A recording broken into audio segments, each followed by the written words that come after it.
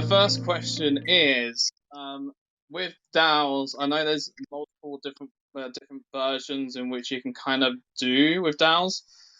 I wanted to ask, what's kind of like the most common DAOs that you've seen in like crypto space, so to speak, that companies and communities have been using so far?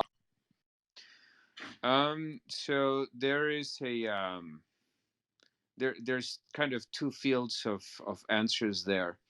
One is that DAOs are really just structures of the blockchain. They're smart contracts, right? And so when you want to create one, then what we're really talking about is potential tools that you might use to create one.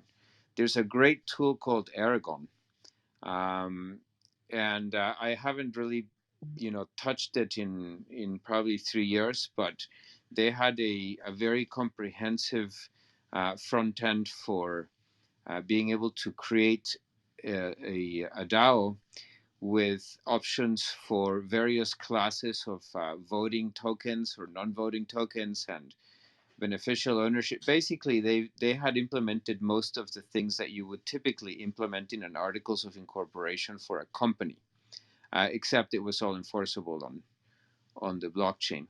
It's a really slick tool. In terms of, so the second part of this question, successful DAOs out there, obviously, Dash has been around for a while and it has been very successful. But generally, DAOs, like anything else, are things that have to be bespoke to your particular needs. They are flexible tools where you can embed whatever business logic you care to or might work for you. So things like quorums or quora, in terms of voting, whether you make, for governance, whether you make a simple majority or a super majority or maybe a combination thereof, those are really sort of up to you. So some modeling there is sort of required. I hope I answered the question. Yeah, no, there's some really good answers there. I mean, I guess what my question also is I have checked out Aragon before, so to speak, but I mean I kind of know that within like the DAO space, so to speak, there's kind of like different versions, right? There's kind of different, how would you call it, like insider sort of things. I don't know what the terms are for each one, but each one kind of has a different term, like what you're saying about the Quora thing. So I was just trying to get, I get, I guess trying to get some insight into like what ones there are, and then kind of also figuring out what would be best for the people in my community also. So I guess my question would be, what sort of ones are there, I guess, so to speak, within the DAOs? Because Cora's one, but is there any sort of other ones that you can think of or know of, so to speak? Well, just from a perspective of structure, a DAO offers really the same thing that corporations do, which is the ability for human beings to organize around a certain set of tasks, right? And so they offer the same two features that corporations do, which are in essence beneficial ownership and control. Now, the beneficial ownership part is relatively straightforward, right? DAOs can issue their own tokens, and people can hold those tokens, and so there you go. The control is much more complicated because the ways in which we organize ourselves as humans are complex, and the DAOs really make no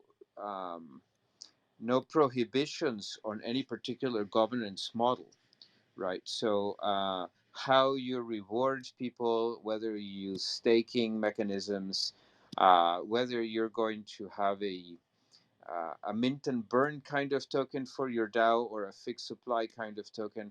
All of those questions are really things that remain open and that, again, need to be bespoke to your particular community and set of needs.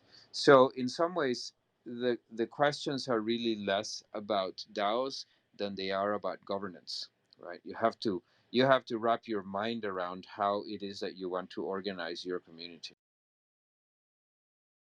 Got you. That does make sense. That does make a lot of sense indeed. And I also want to ask a question around DeFi because um, I'm still trying to kind of figure out exactly how, I guess, not people, but how companies make money from. Oh, I think it's gone. Oh, Yeah, I'll continue the question. go ahead. Go ahead.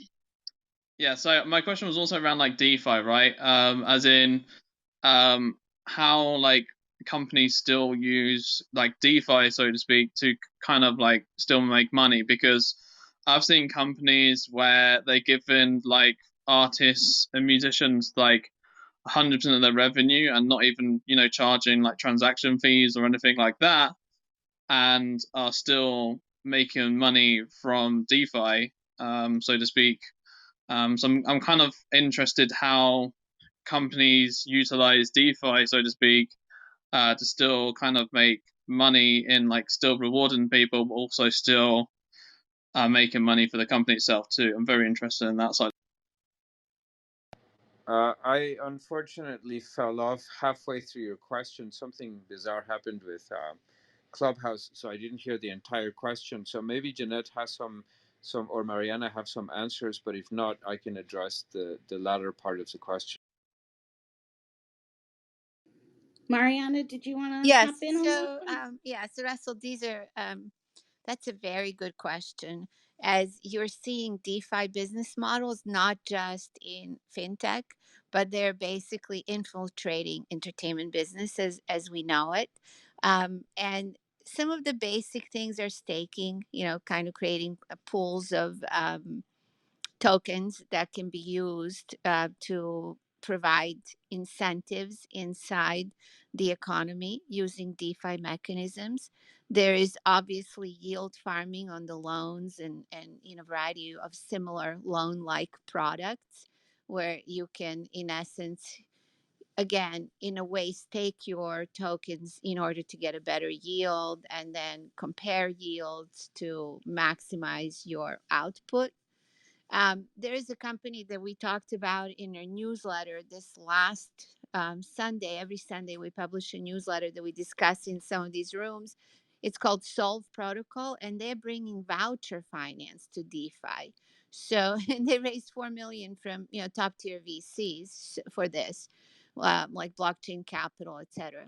Gummy, and some of the really smart and strategic VCs in the space. So the vouchers are very similar to like fractionalization of the NFT space, the way I'm reading it. I could be wrong, but it really is, as Eric was pointing out earlier, if you think that there is a financial arrangement that is beneficial to an economy, and you feel the participants in that economy want to try it out, that's basically called DeFi right now, because literally every financial product that we've seen in centralized finance is being not just kind of redone in DeFi, but sort of reimagined, reinvented, made less, with less friction and with a better business model in my view. And this is happening basically daily. So yes, it should be part of your decision making process with your venture. Yeah, I can speak to that a little bit as well. There, there are actually some financial innovations in the DeFi space today. For example, liquidity pools are uh, an abstraction that I find interesting. In my days within the legacy financial world, because I worked in Wall Street for 30 or so years, um, one of the sort of frictions was the concept of portfolio rebalancing. So, if you had a portfolio manager that had a specific direction about the percentages of some set of assets within the portfolio, what would happen is that as those assets changed in value, they exceeded the holdings that the portfolio was allowed to have. And so the portfolio manager had to rebalance, which meant that he had to sell some assets or perhaps buy some other assets. And then they'd have to do this all the time, right? And every time that they make a trade, it costs you. So whereas a portfolio is supposed to be generating yield for the investors, you now have this constant running cost. And of course, there's also a management fee. And so one of the interesting things is liquidity pools take this approach, and they actually outsource the rebalancing of the portfolio. One example is, if you have a liquidity pool that has, I don't know, let's just say Ether versus USDT, right? There is a price for Ether on the open market, and if you create a liquidity pool and you put, because of the way that they work, if you put a certain amount of liquidity in the pool, then anyone can come and buy the Ether or sell the Ether, but that causes an unbalance, an arbitrage opportunity against the open market, right? And so what happens is that then people see this opportunity and they go and they actually willingly pay the liquidity pool transaction fees, because they can buy it on the market cheaper and sell it into the liquidity pool, or the other way around, essentially rebalancing the portfolio for you.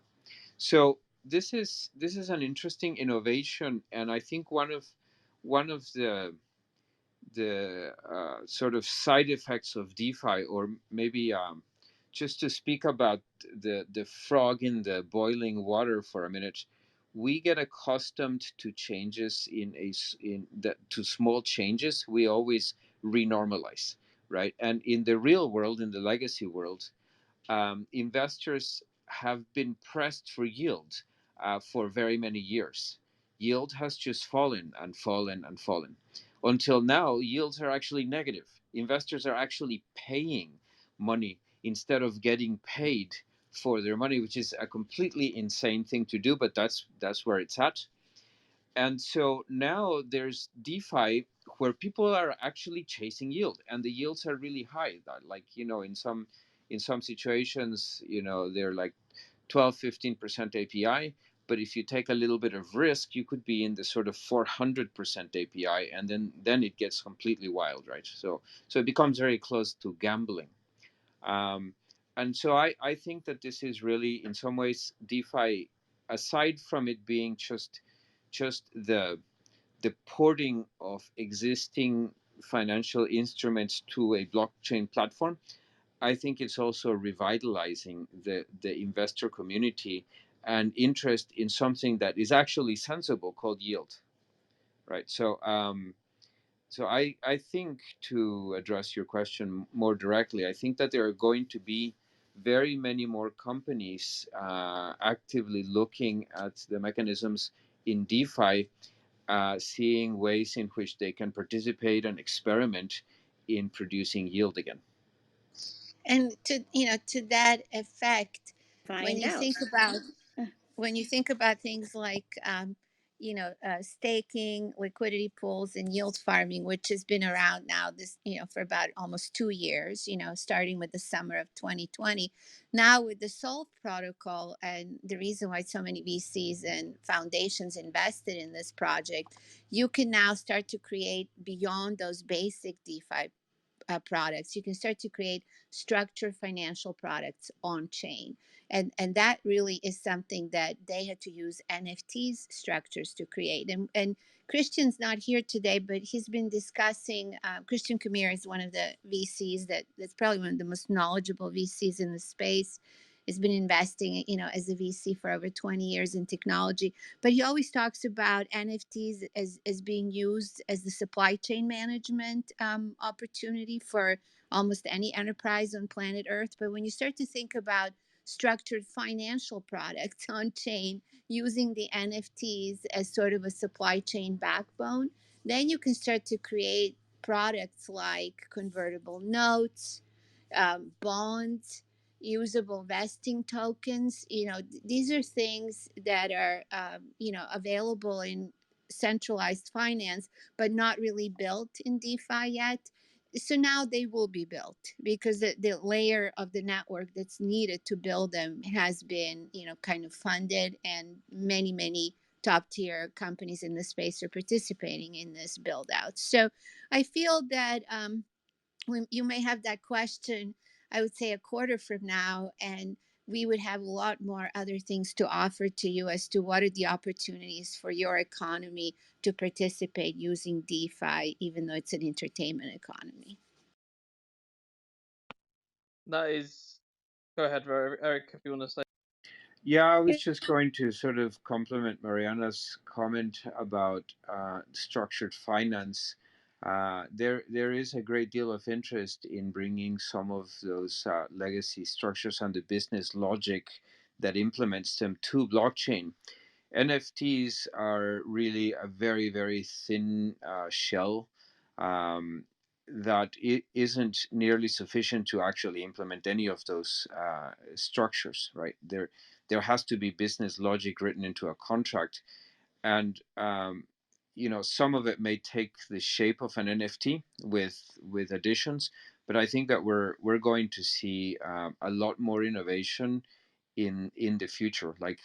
Like all of what we've seen now has been fantastic in some ways, right? But I think that as more minds come to us, we're going to see, and especially that we have platforms where you can actually scale, right? You can write the business logic, you can ensure the business logic is integral, that there's no, that what you write is actually going to run, and it scales to the masses.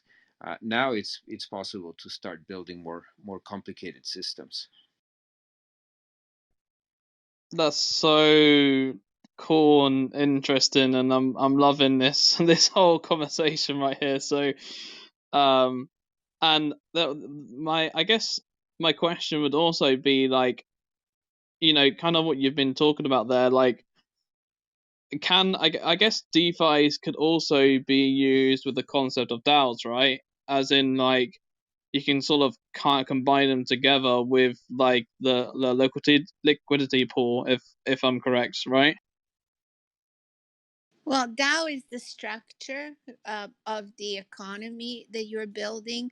So if and you don't have to use a DAO for your business, right? It's only there with some of the interesting economies that have done well over the last decade in the blockchain space. That have used DAO as an organizational tool, right?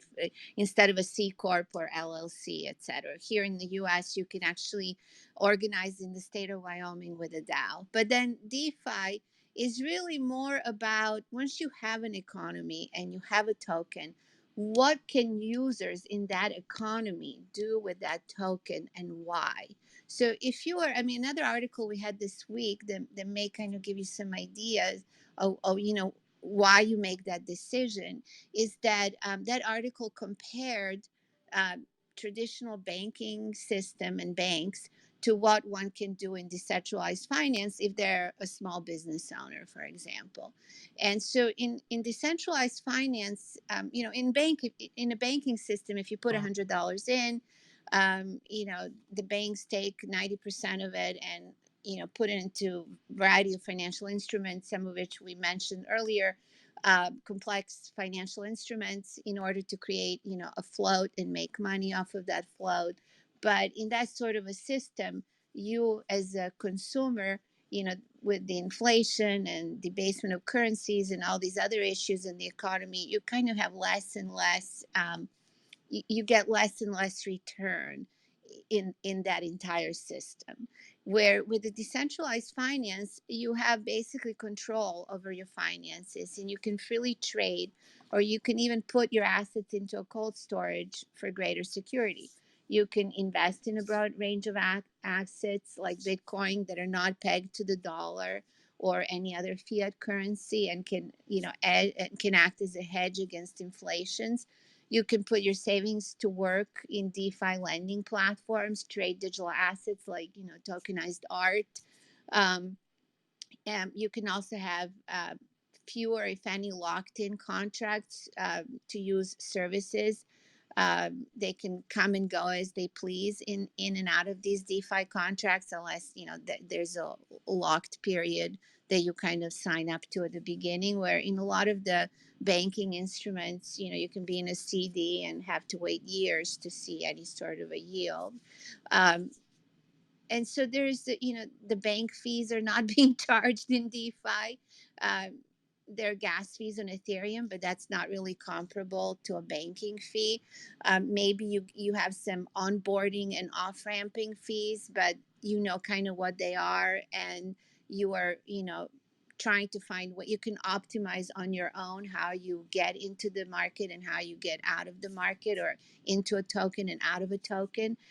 You can have an anonymous account to trade and store your wealth in many of the jurisdictions around the world, and you can access greater financial products like instant loans, leverage trading, without lengthy and complex approvals, using crypto as collateral. So as you start to think about all these advantages that you have as an individual or a small business owner, then you tell yourself, well, what of these advantages do I want to offer in my economy to my users, and do they care? And if they care, what would they care for the most? And so that's kind of how the decision making process can work. Yeah, I mean, even outside the scope of all of the technology that we've built, um, just the simple fact of getting around the banking system, because if you are in business and you have any, if you have a modicum of success, you run into banks and their rules and the things that they will and won't do and the costs of them.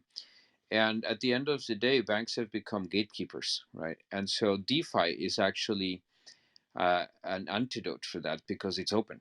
Anyone can participate. There's no questions asked. It doesn't matter this, how many employees you have, or where you're located, or your nationality, or anything, right?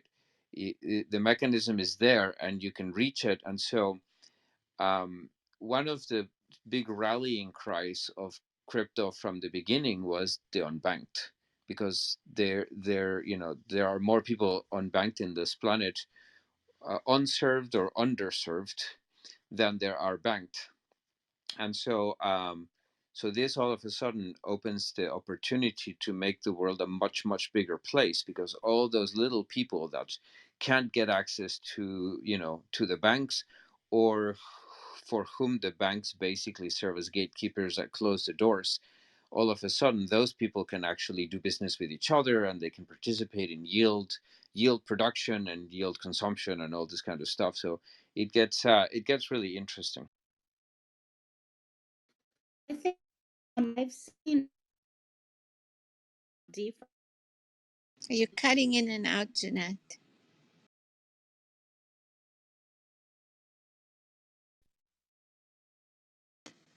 All right, maybe we should take a look at until Jeanette can get a better connection. Let's take a look at some of the other articles we had.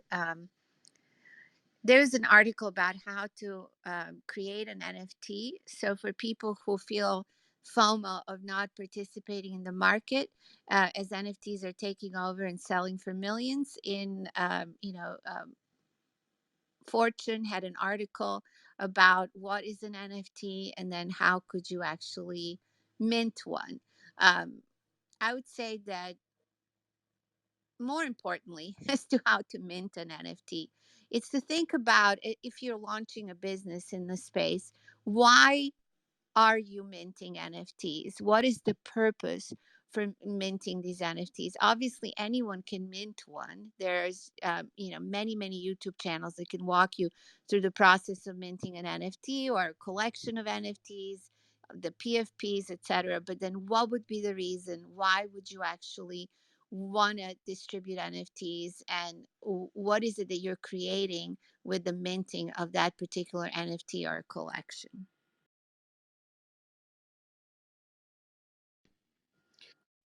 So I have some thoughts that I had penned in an article that I wrote about UniArts.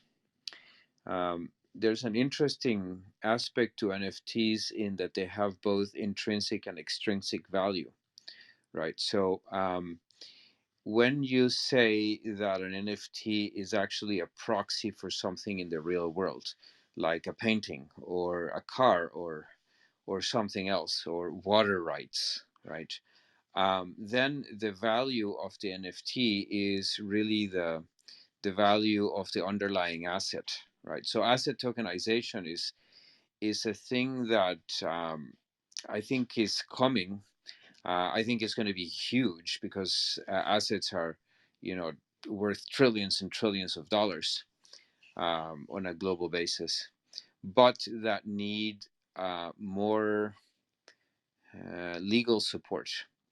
And an NFT in and of itself, as a creature of the blockchain, has no real mechanism to guarantee rights to any asset in the real world because rights are creatures of law, right? So the law needs to be able to recognize the token as a proxy for the right that the law confers. Um, but so there's extrinsic value to the NFT in the underlying asset. But as we are experimenting with this stuff, we're also finding that there's intrinsic value to the NFTs.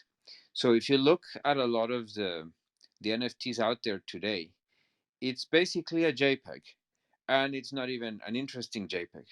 But even if it were, who cares? Because an interesting JPEG could not possibly command the kinds of prices that people are paying for NFTs. And so you discover that people aren't actually buying the JPEG, they're buying the NFT. You know, it happens to be somehow bound to the JPEG, but even that binding isn't very strong because, again, um, the the JPEG can be copied, right? So it isn't a DRM system. It isn't a digital rights management system. You can buy an NFT and have the underlying image copied and distributed very freely, which presumably would devalue your NFT, but it doesn't seem to, right? So, um, so in terms of answering the question of why any business would issue NFTs, I would have ordinarily argued that there had to be real value in the NFT. But nowadays, I think the answer is just because you can, and just because it exists, people will probably buy it, and it's a source of revenue. What happens to those NFTs over the longer term is hard to say because we're creating so much scarcity, right? Every one of those NFTs is essentially scarce, but there is so much of it that we're really devaluing the whole space in some ways.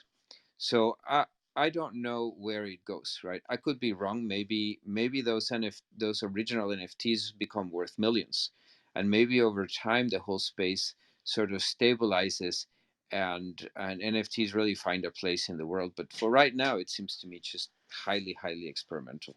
Well, I love that idea that it really isn't the JPEG that's the value in this whole thing. And you're right, Eric. I mean, you can talk to some of the people who are usually on this panel that are not here today. They're in some room on Clubhouse right now launching some NFT collection. There's about 10 to 15 based on my discussions with Terry and some of the other people in this last week that are launching daily. So the NFT collections, the PFPs, the ones that look like portraits, etc., they're being dropped everywhere. But it's really interesting to watch what consumers are doing with them. Consumers are more engaged in NFT drops than they are in the ability to purchase these tokens. And the tokens are very simple to purchase, simpler than an NFT. And you can see the value go from 1 to 100 very quickly on some of these decentralized exchanges. But most people around the globe are not enamored by buying the tokens. They're enamored by owning some digital art that they did not have the day before. So from the perspective of branding, looking at that $69 million best branding exercise on planet Earth, purchase of the Beeple NFT, to to the punks and everyone else who has contributed to the branding of this space, this has been the best branding exercise for crypto. And it's allowing users all over the globe to engage in the crypto markets efficiently and enthusiastically and as engaged as you've ever seen. So as you look to build your DAO, you know, back to Russell's original question, like what kind of a DAO? Is it a membership DAO?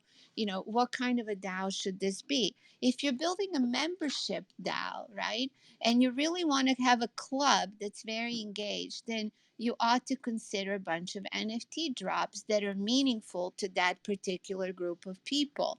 But not just, you know, not just keep it at a drop, but create some sort of utility and value of belonging to that club. So that kind of ties back into everything we're discussing today and how NFTs, DeFi, and DAOs can be used effectively to build communities and to offer, you know, products and services to those communities.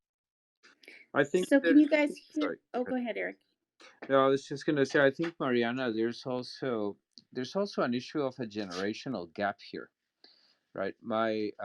When I was involved in Wall Street, I looked at companies and value, and what companies did, how well they were run, what markets they served. They had to the concept had always been that you had to, if you were going to make money, you had to produce real value to somebody, right? And that meant, everyone has to eat, everyone has to sleep, everyone has to do a certain set of things, and can you supply those things? And so consequently, because it took a lot of hard work to make money, you were judicious with the money that you managed to accumulate. You would then say, well, I want to invest, but I want to invest in things that are producing more value, right? So that I don't lose my investment. What we see in the crypto world is a little different. Bitcoin is basically a wealth machine, right? It has created incredible amounts of wealth for people, and what that has done is has created a risk tolerance within the community that is really incomprehensible to people outside of crypto.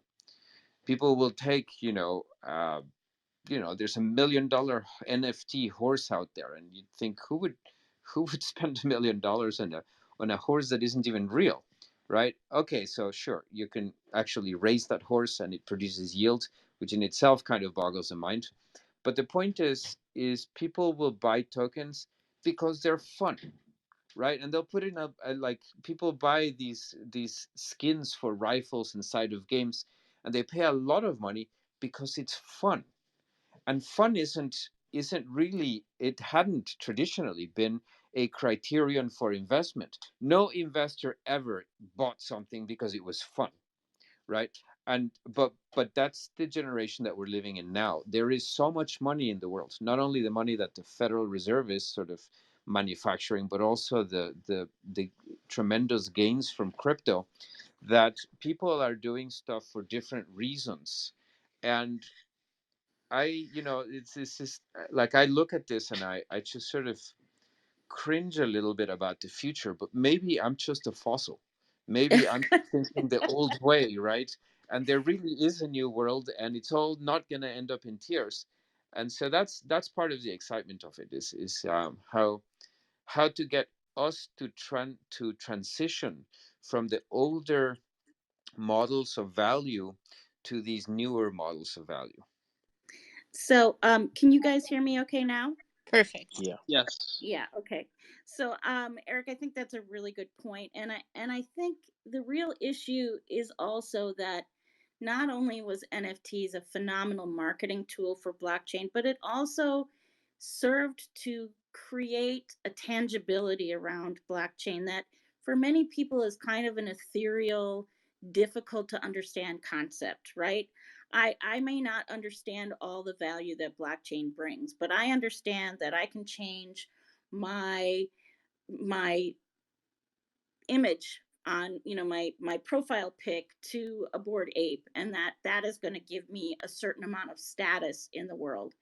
And I think one of the major shifts that we're seeing now is that the tools that we use to define status, especially among younger people, are different. It's not so much about the car you drive. It's not so much about, where you're vacationing, although it's more about experiences than things. But this sort of ability to participate and ability to be one of the cool kids in these online spaces is much more important, I think, to this current generation. And so back to Russell, I think this is a really good point. We started this discussion with some great questions from you, Russell, as you're building out your music NFT platform. You really are not going to be in the business of, dropping albums and hoping to rearrange the royalty systems and optimize them. You're not necessarily in the business of providing a platform for musicians to get access to audiences directly. You really are going to be, if you really step back, you're going to be in the business of getting consumer attention for your platform, for your artists, for your drops, for your albums, whatever that is, in order to create your economy. And once you figure that out, then what kind of a DAO should I set up? Or should I use DeFi principles in this economy? Should I use NFT drops in this economy? It becomes a lot clearer because you have to get that attention, and you have to get it more than OpenSea does, or more than Rarible does, or more than some royal platform XYZ does. So that's the business you're in. I Yeah, also for wanted sure. to sorry, Frank, go ahead. Oh no, it's all right. What I was gonna say is that anyway, it's Frank here. um, what I was gonna say is that in the last few days, I've heard that Instagram is looking at implementing NFT, um, something to do with NFTs, and what I believe is going to happen is it's going to introduce a social NFT style that is going to literally trickle through the whole of Instagram and then also move to TikTok, which is going to allow people to basically mint NFTs within those platforms. So what is going to happen is this is going to truly make the creation of NFTs more mainstream, and it's going to make it more wider. So there's going to be a lot more uh, uh, adoption from Instagram and TikTok. I just heard that the other day, as well as um, I think it was Melania Trump launched an NFT that is going to auction next month and is selling on her own website for one Solana. So it is taking off, and there's a lot that is happening that I believe is going to be shown next year. I just wanted to go. Oh, go ahead, Russell. No, I just wanted to kind of like, I guess, kind of bring it back a bit, just a minute, because you were saying about, you know, for my, for the platform that I'm building, so to speak. Basically, what you're saying is it's all about consumers' attention, not to do with the attention of the artists and that, so to speak, or like anything else to do with like the artist side. It's more about consumers coming into the ecosystem and then purchasing the tokens or getting rewarded with tokens or kind of whatever to basically build that liquidity pool and then kind of I guess building up that yield, so to speak, within like the ecosystem. Is that I'm guessing am I correct or along the right lines? Or Yeah. Yeah, I think what I was trying to say, obviously, everyone wants to sign up top tier artists, right? Whether you're OpenSea and looking at digital artists and top tier celebrities and top tier influencers and all that. But at the end of the day, top tier artists are going to sell on a platform that has the most users that are engaged and want to buy stuff. That's really the race right now. Because if you're a top tier artist and you have a brand, and you're dropping an NFT album or you're dropping an NFT video, kind of television, film product, whatever it is, you're going to go where the users are and you're going to go where you can make the most revenue. And so at the end of the day, everybody competing in this space is actually trying to grab the user attention. that's the sort of the holy grail of sort of winning in the space. That makes a lot of sense. And not only that, but it's also, I guess it also comes back down to, if we're talking about consumers specifically, it all comes back down to as well the consumer's data as well, right? And them being able to, like, for example, I've seen, what was it, the Explorer called Brave, where, you know as you're like looking through websites, etc., on the Brave sort of browser thing, you actually get rewarded for browsing different websites, so to speak, with the Brave Explorer. So I think kind of stuff like that. I mean, that kind of comes back to data and people owning their own data and getting rewarded for that data, because like we want to have access to their data, for on our platform or wherever that may. I think we need to move beyond thinking about getting rewarded for data and actually getting paid for engagement. I think that's a big shift that we're seeing over the last 18 months. Is it used to be, well, if I give my data, I get something free. Now it's like I give my data or I participate and I actually get paid, or I get something that I can monetize. That's a huge shift.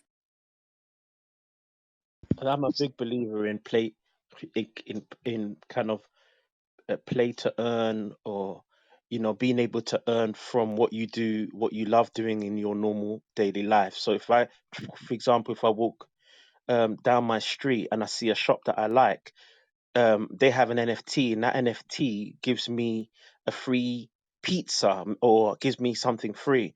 It's this type of engagement that makes me feel excited to get involved in a project. And I think um, traffic, especially from what it is now in online marketing, is going to change to really marketing all around you.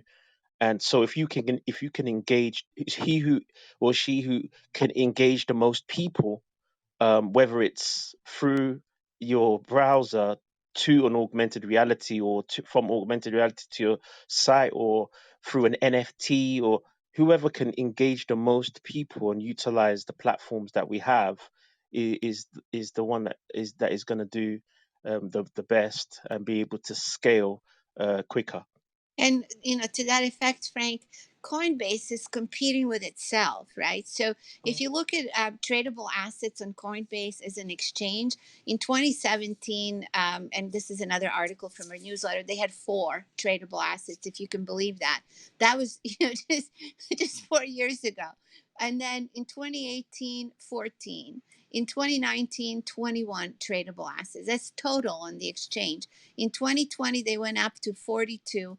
And in 2021, they added almost 100 new ones, and they're at 139. And they're good, and they're planning on adding hundreds of more next year. But the CEO of Coinbase says that their NFT trading platform will probably exceed their crypto trading platform. So this just tells you kind of the speed of light that's happened in the space of NFTs, and what's coming ahead, and how every brand on planet Earth is chasing viewers and users with NFTs. And so, as you think through your NFT strategy, whether you're Adidas, or Bank of America, or whoever else is buying NFTs and selling NFTs, Visa, etc., at this point, you have to really think through, why would your audience, why would your consumers that you have, the ones you want to keep and the ones you want to attract, actually want to have those NFTs that you're dropping, et cetera, or that you're using for your branding exercise. So that's what I see for 2022, a huge acceleration of the space.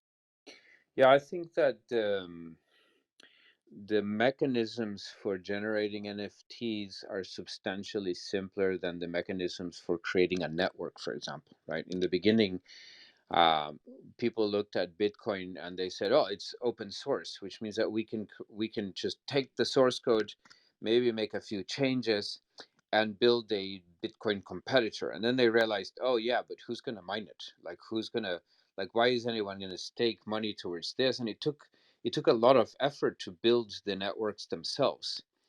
And then we had platforms like Ethereum, where the mining was done once, but you could create many monetary supplies, right? Tokens. But it still took a quite substantial amount of effort, and it was usually done by companies.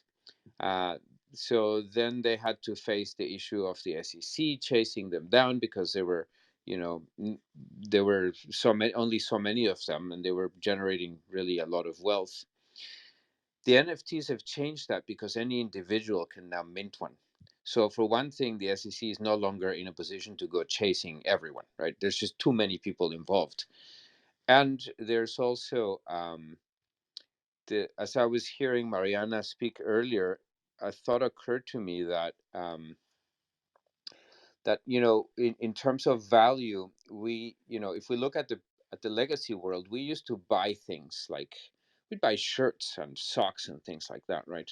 But when you think about the amount of what they eventually called consumerism, the amount of money spent on, let's say, shirts that went from the shop into the closet and never actually got used, like months later or years later, that shirt went into the Salvation Army and it was still unused.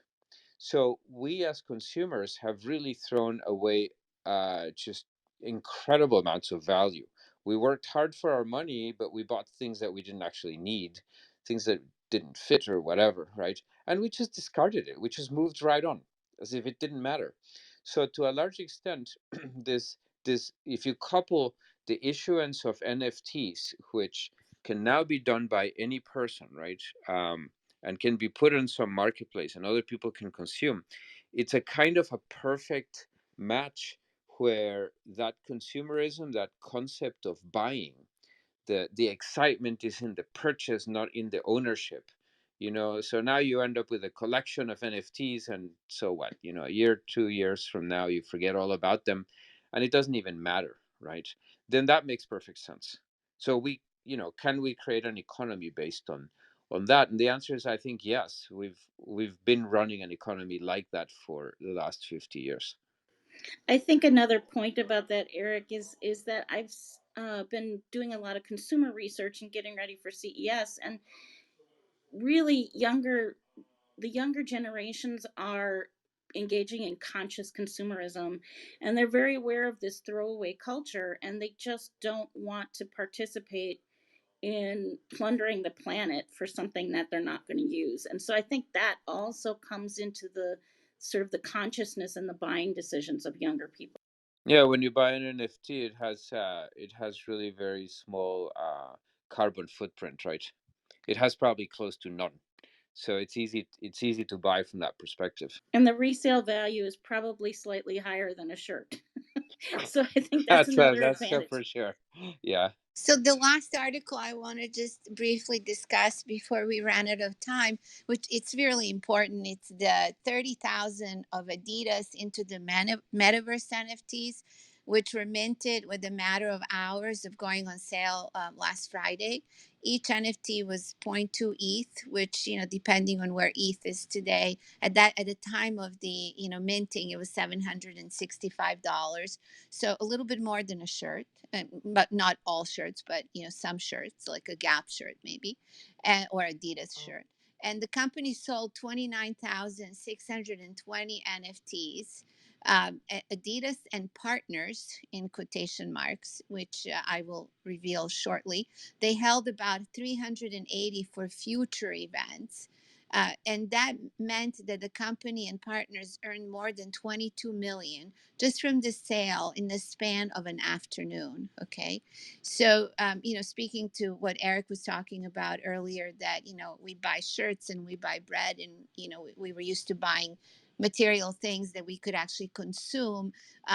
Here, people were buying things that were really non-consumable yet because, these were literally just sort of belonging to a club that Adidas with Bored Apes Yacht Club, Punk Comics, and GM Money. Those are the PFP projects they partnered with in order to drop these 30,000 NFTs.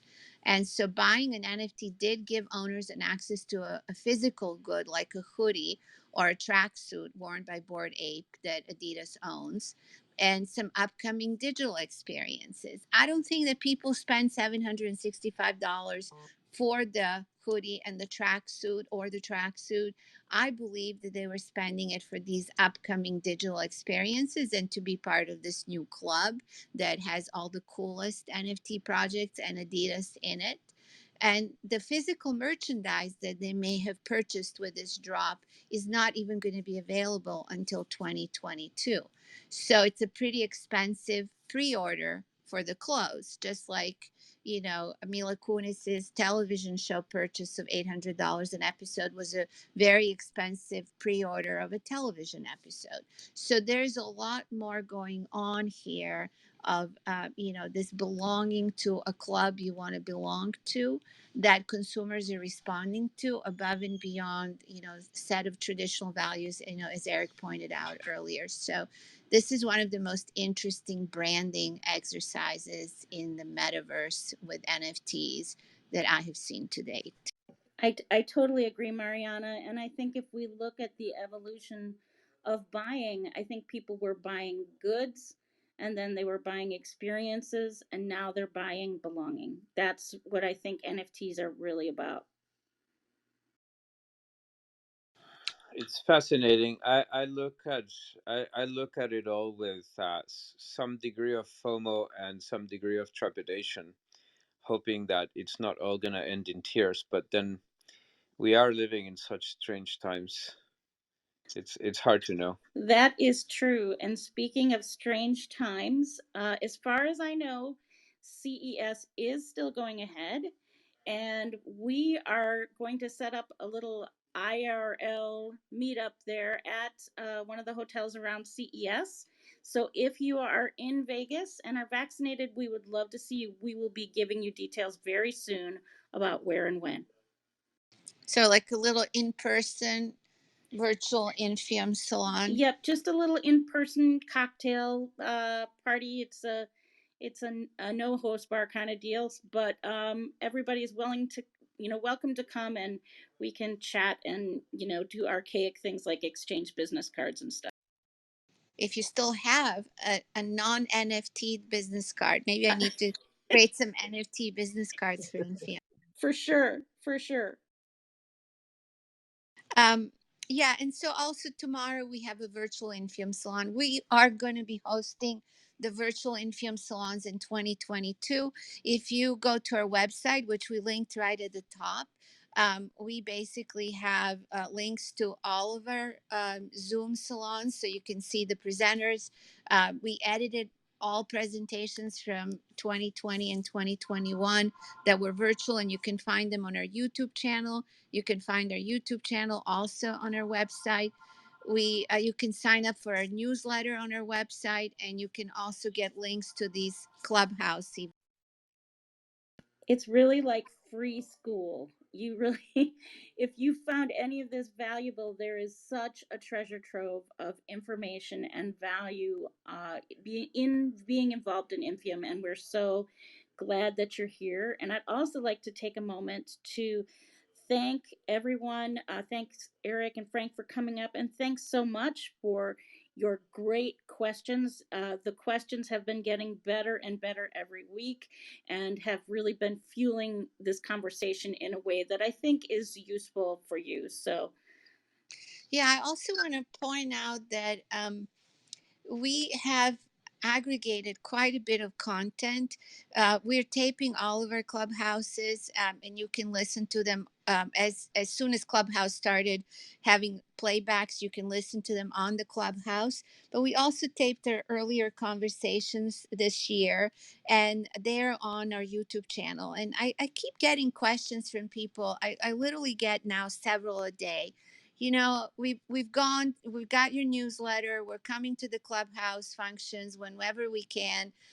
What else should we do? I would just listen to the Clubhouse discussions from this year. I would kind of play them in the background. I feel that things that Eric has shared and Adrian and Jeanette and everyone on this panel over the last year as the market was developing are very useful coordinate systems and tools to structure your ventures and to think about the space in a strategic way.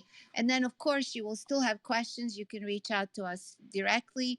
You can, back channel us with questions. You can come up on the stage here every Tuesday and ask the questions like Mark did today. So we welcome all that participation, but start by listening to some of the presentations and especially Clubhouses on our YouTube channel. That's a good way to sort of immerse yourself over the holidays as to what's going on in the market. So thank you, Jeanette, for hosting the room again, Frank and Eric, for all of your participation. And we look forward to seeing you tomorrow, 12:30 in the Zoom presentation. We have 4 excellent presenters. And then 1:30 back here discussing how to optimally launch ventures in this space. Thanks, everyone. Thank you so much. Thank you. Thanks Thank everyone for you. coming. Thank you. Take care. Take care. See you tomorrow.